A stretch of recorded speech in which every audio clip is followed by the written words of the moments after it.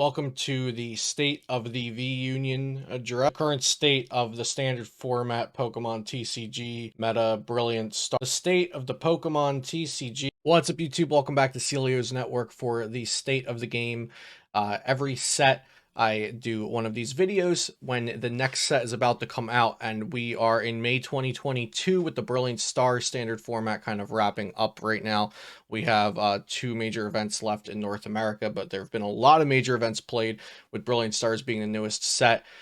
So yeah, in these videos we talk about, or I talk about, yeah, it's just me. I talk about, how healthy, fun, enjoyable, etc. I think the game is in a competitive environment, and yeah, and then we prepare for Astral Radiance. So as you can see, I'm upping the production quality. I now have a blank piece of printer paper in my prop bin, so big things. So yeah, let's talk about Brilliant Stars format. I've played at one major event so far, Indiana Regionals. I'm also going to New Jersey Regionals. I've enjoyed deck building a lot so far. Is one, like, just quick thing to start out with for this format. I think Arceus V-Star has a lot to do with that. But in general, I'm hearing a lot of, I think there's a few groups of people right now. I think we have group one who dislike the format. They think it's boring. They think Arceus mirrors are boring. They still think Mew is broken, which, I mean, some things about Mew are a little broken.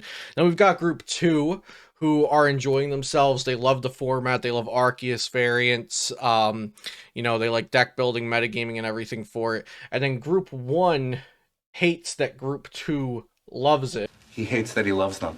And then we also have group three, which is where I think I fall into, which are the people who are just happy to play in a format and happy to play and deck build again in a format that is at the very worst, like, okay.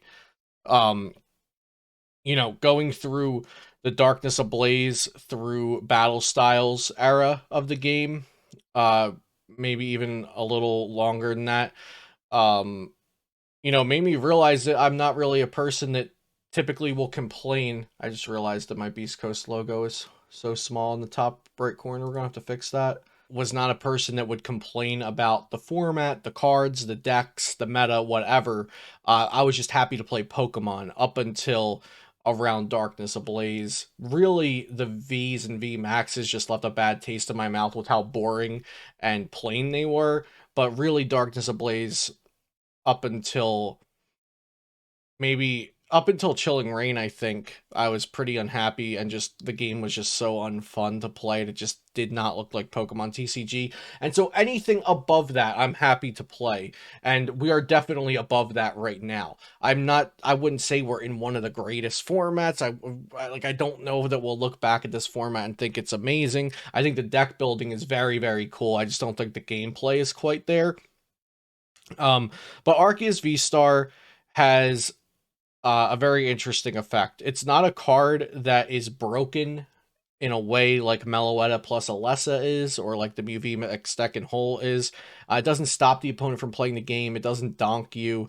It doesn't, it doesn't do any degenerate stuff. But Arceus V-Star is just the gold standard of V-Star power right now. It's just very, very good at what it does, but it also is a catalyst for a lot of cards that wouldn't be played right now if Arceus was not around.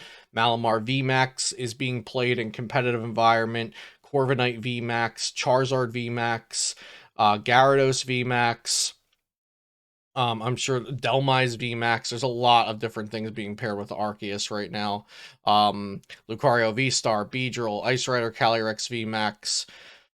The list goes on, right?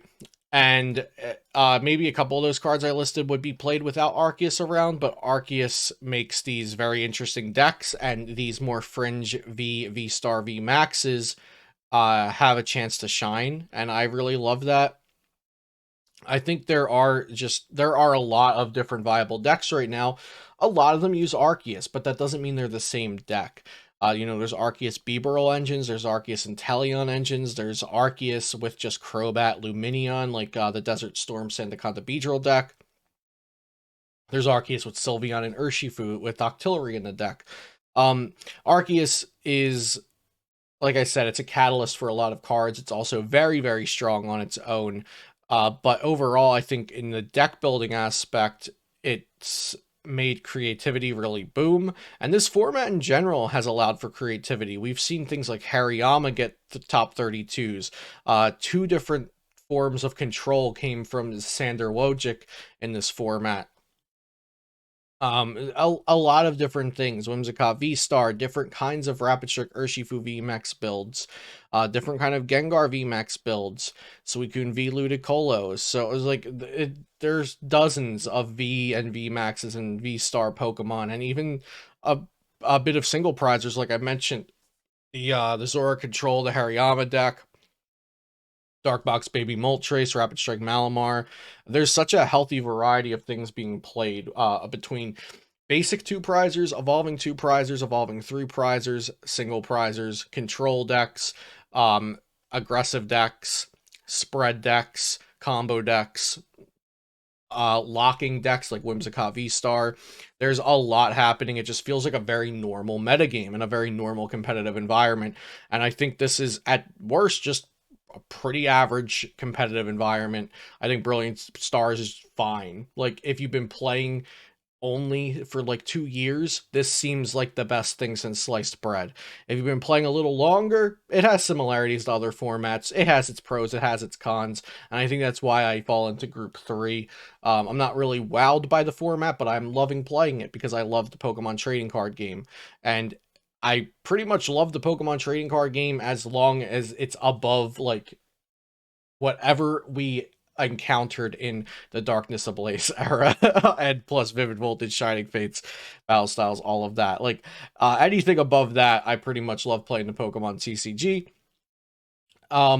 I do understand the qualms that people have with the format. Arceus mirrors can be a little boring and tiring, but they're also very interesting if you're playing at a high level, and if you're trying to find text for the Arceus mirrors, it doesn't just stop at fighting type Pokemon, which is so great, right? Rapid Strike Urshifu VMAX beats some decks because it destroys their bench. It doesn't matter the type advantage. Whimsicott V-Star doesn't matter the type advantage. If they rely on only special energy, Whimsicott V-Star can win. Rapid Strike Inteleon VMAX, it doesn't beat things because it's water type. It beats them because it is a huge tank that can heal every turn and recur its energy and everything. So I think we're in a great spot right now because there are so many decks that weakness and resistance and type advantage and type disadvantage is not what's making decks good right now. Sure, it'll make some cards good. Like dark Pokemon are good because Mew VMAX is weak to dark. That's kind of a simple one. But things that are good against Arceus V-Star, like Corviknight VMAX is pretty good because it can hit 280 with a belt and a goon. Not because it's hitting for weakness, but there's there's numbers to hit. Like I said, Rapid Strike Urshifu VMAX has a strategical thing where it's sniping smaller Pokemon, and so people have to tech for it with Manaphy for some decks. Rapid Strike Inteleon VMAX, it's a strategical thing of my deck's strategy is to just continuously heal and do a moderate amount of damage each turn. So I love that there's so many different strategies. You could pick a single prize combo deck, you could pick a lock deck, a spread deck, an aggressive aggro, just all out, blow up whatever's on the board deck, a toolbox deck, control decks. There's everything happening right now, as a format should have.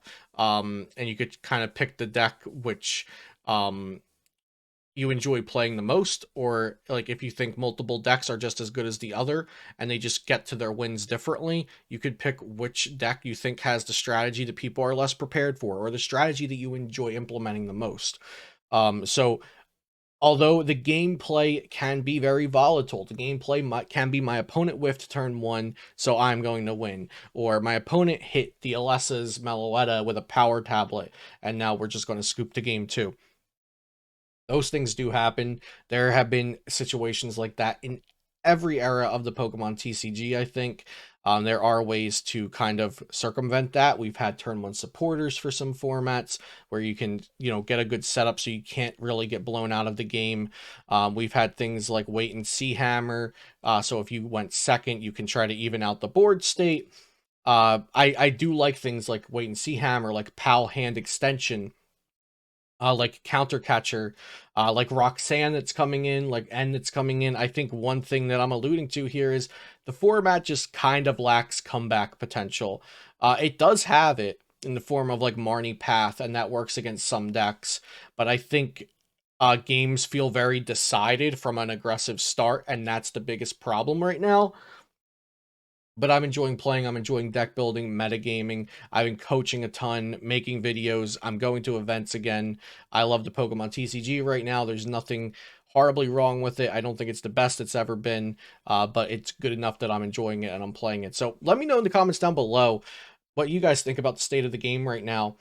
I know I've gotten a few people asking for this video, and it was definitely always coming. It just took a little while to get here. I wanted to wait until we only had a tournament or two left with Brilliant Stars. So I think Brilliant Stars was a success, and I cannot wait for Astral Radiance because I think it has so many cards that are like average or above that even if they aren't decks that I would bring to a tournament, there are so many cards and so many ideas and decks and combinations to try out. And that's like one of the best things about a TCG. So Brilliant Stars and Astral Radiance, I think, were both sets that knocked it out of the park, but we'll have to see what Astral Radiance actually ends up bringing. As of Brilliant Stars, I think we're in a fine spot right now, and I'm enjoying the game. So let me know what you think in the comments down below. Thanks for watching, and I'll see you next time here on Celio's Network.